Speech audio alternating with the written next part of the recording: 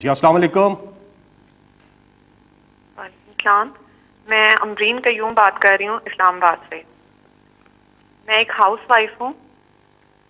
میرے husband private job کرتے ہیں. میں مہنگائی کے بارے میں بات کرنا چاہتی ہوں کہ مہنگائی جو ہے وہ دن بدن بڑھتی جا رہی ہے اور گزارا مشکل ہو رہا ہے.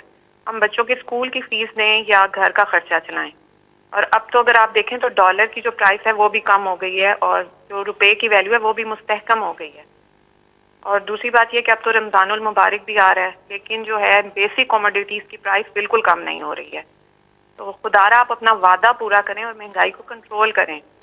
اگر آپ یہ نہیں ہو سکتا تو پھر آپ جو ڈے فرسٹ سے کہہ رہے ہیں کہ آپ کو گھبرانا نہیں ہے تو پھر آپ ہمیں گھبرانے کی اجازت دے دیں.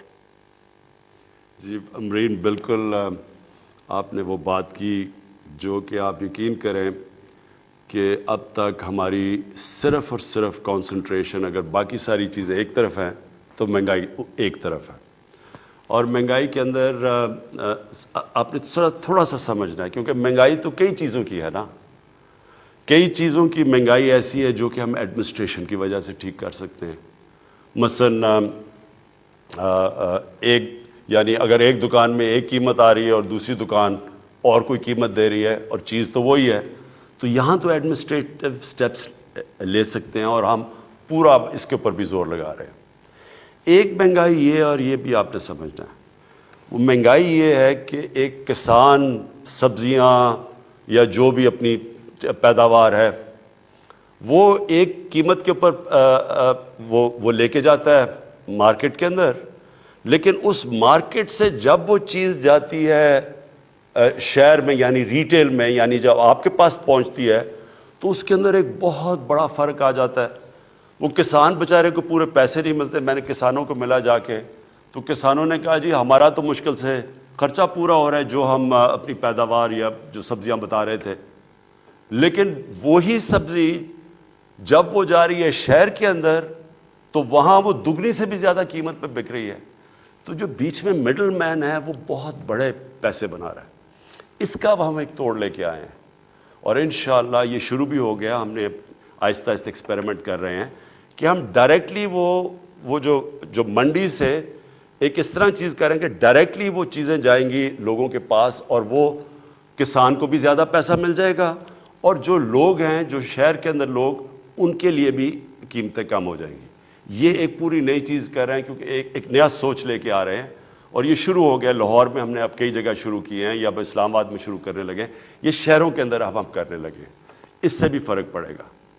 ایک تیسرا طریقہ ہے، ایک تیسری وجہ ہے، وہ ہے جو میں شروع میں آپ کو کہتا ہوں کہ جب روپیہ مثلا ہمارا روپیہ اب آپ ہمارے آنے کے بعد 107 روپیہ تھا. ہمارے آنے سے پہلے روپیہ 124 تھا لیکن اس سے 6-7 مہینے پہلے 107 کا تھا. یعنی 2018 کی شروع میں تقریباً 107 روپے کا ڈالر تھا اور وہ 2018 کے بعد وہ بڑھتے بڑھتے پہنچ گیا 160 روپے پہ. اور اب اللہ کا کرم ہے کہ ہماری اکانومی سٹیبل ہو رہی ہے تو روپیہ بھی مضبوط ہوتا جا رہا ہے. اس کا آپ کو افیکٹ آئے گا. مثلا امیجیٹلی افیکٹ تو آ گیا نا کہ ڈیزل کی قیمت گر گئی، آپ کو پٹرول کی قیمت نیچے آ گئی تو یہ تو آپ کو افیکٹ نظر آ گیا جب روپیہ مضبوط ہوا. لیکن اس کی جب 107 سے 150 روپے پہ بھی گیا تو اس کا افیکٹ کس کے اوپر پڑا؟ بجلی کے اوپر پڑا. آدھی بجلی بنتی ہے تیل سے. تیل ہوتا ہے امپورٹ. پھر جو بجلی کے سارے کانٹریکٹ سائن کیے گئے ہیں وہ ہیں سارے ڈالرز کے اندر. ہمارے سے پہلے کے کانٹریکٹ سائن کیے گئے ہیں تو وہ کیونکہ ڈالر کے کانٹریکٹس ہیں وہ ایک دم اس کے اوپر بھی افیکٹ پڑ گیا. جیسے ہی ڈالر مضبوط ہوا روپیہ گرا ادھر بھی قیمت بڑھ گئی. پھر جب ڈیزل مہنگا ہوا ساری ٹرانسپورٹ مہنگی ہو گئی، ساری چیزوں کے اوپر اس کا کاسٹ چلا گیا. پھر جو باہر سے ہم چیزیں امپورٹ کرتے ہیں، باہر سے چیزیں سب سے بڑا تو جو عام لوگوں کو آپ کو افیکٹ کرتا ہے گھی. اب تقریباً 70% ایڈیبل آئل امپورٹ کرتے ہیں. 70% جو گھی کے اندر جو تیل جاتا ہے وہ امپورٹ کرتے ہیں. پھر دالیں. سب سے افسوسناک چیز یہ ہے کہ ہم نے ابھی تک ایک وہ زرعی ملک ہم 70% دالیں اپنی امپورٹ کرتے ہیں تو یہ ساری چیزیں مہنگی ہو گئیں. اور ایک اور مسئلہ آیا کہ ہمیں گندم جو کہ پاکستان میں ہمیشہ ہوتی تھی وہ ہماری آبادی کیونکہ بڑھتی گئی ہے، جو گندم پاکستان میں تھی اس کے اندر خسارہ آ گیا. ایک تو بارشیں غلط ٹائم پہ ہو گئی تو ہمیں ایک سال کے اندر 40 لاکھ ٹن گندم امپورٹ کرنی پڑی.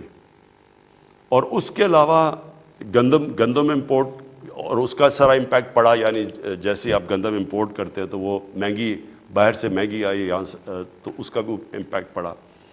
تو جو امپورٹس مہنگی ہوئی روپے گرنے سے ایک وہ ہو گئی. پھر ایک بدقسمتی سے ایک اور اب چیز ہم نے آہستہ آہستہ انکوائریز میں پتہ چلا. وہ کیا ہے؟ یہاں بیٹھے ہوئے ہیں مافیاز. یہ امرین آپ نے سمجھنے کی بات ہے. یہاں پاکستان میں وہ لوگ بیٹھے ہوئے، قائد اعظم نے بھی ان کی بات کی تھی، جو ذخیرہ اندوزی کر کے قیمتیں اوپر بڑھاتے ہیں. یہ مافیاز بیٹھے ہوئے تھوڑے سے لوگ ہیں. یہ سٹا کھیلتے ہیں. عموماً تو چیز تب مہنگی ہوتی ہے جب اس کی سپلائی کم ہو جائے. مثلا اگر کمی ہو جائے کسی چیز کی، اگر چینی کی کمی ہو گئی تو زیادہ لوگ چینی مانگیں گے، اس کی قیمت اوپر چلی جائے گی. لیکن یہاں چینی پڑی ہوتی ہے، ذخیرے پڑے ہوتے ہیں چینی کے، لیکن قیمت اوپر جانی شروع ہو جاتی ہے. ایک وقت پہ چینی انہوں نے کہا جی اتنی زیادہ ایکسپورٹ کرو، چینی ایکسپورٹ کرنی شروع کی، وہ چینی کی قیمت اوپر چلی گئی. سو اس کا کوئی کنیکشن نہیں ہے. یہ جان بوجھ کے مافیاز بیٹھے ہیں جن کے پیچھے پہلی دفعہ پاکستان میں ہم اب جا رہے ہیں. میں یہاں شہزاد اکبر کو بلایا ہوا ہے. یہ آپ کو اصل میں کیونکہ پوری انکوائری کی گئی اس کے اوپر، ایف آئی اے نے پوری اس کے اوپر انکوائری کر کے تو رپورٹ لے کے آئے کہ کس طرح آرٹیفیشلی چینی کی قیمت اوپر کی جاتی ہے، لوگوں کا بیچاروں کا خون چوسا جاتا ہے. تھوڑے سے لوگ ہیں جو کہ کیسے اربوں اربوں اربوں روپیہ بناتے ہیں اس سے. اور یہ آٹے کے اوپر بھی ہمیں جب اس کے اوپر بھی ایک رپورٹ ہے کہ کیسے وہاں بھی ذخیرہ اندوزی کر کے تو آٹے کی قیمت اوپر لے جائی جاتی ہے. تو یہ میں صرف آپ کو اس لیے بتا رہا ہوں، اس کے مختلف طریقے ہیں. لیکن یہ آپ یقین کر لیں امرین، گھبرانے کی آپ کو ضرورت اس لیے نہیں ہے کہ سارا وقت ہم اس کے اوپر کام کر رہے ہیں. یا تو ہمیں گورنمنٹ کو فکر نہ ہو اس کے اوپر سارا وقت ہم کوشش کر رہے ہیں کہ ہم یہ کنٹرول کریں. اس کے اوپر جو سب سے بڑی چیز ہم اب کرنے جا رہے ہیں، اس سال ایک پوری نئی ایگریکلچر کی ایک ریولوشنری پالیسی لے کے آ رہے ہیں، جس سے ہم نے اپنا سارا جو ایگریکلچر کا سیکٹر چینج کر دینا ہے.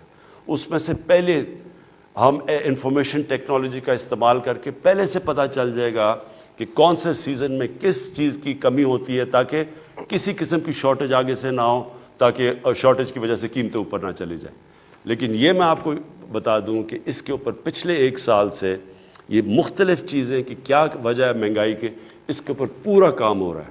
اور انشاءاللہ آپ کو ہم اس کے اوپر قابو پا کے دکھائیں گے انشاءاللہ.